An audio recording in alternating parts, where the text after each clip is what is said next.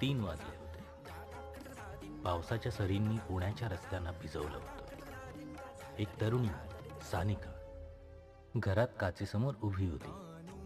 तिच्या तिच्या पायात घुंगरू होते आणि समोर होती एक मोकळी जागा, तिचं स्वप्न पूर्ण करण्यासाठीचं व्यासपीठ. सानिकाला कथ्थक नृत्यात प्रावीण्य मिळवायचे होते.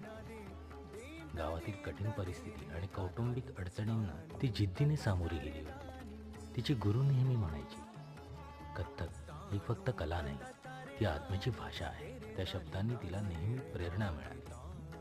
एक मोठा नृत्य महोत्सव तिच्या आयुष्यात संधी घेऊन आला होता.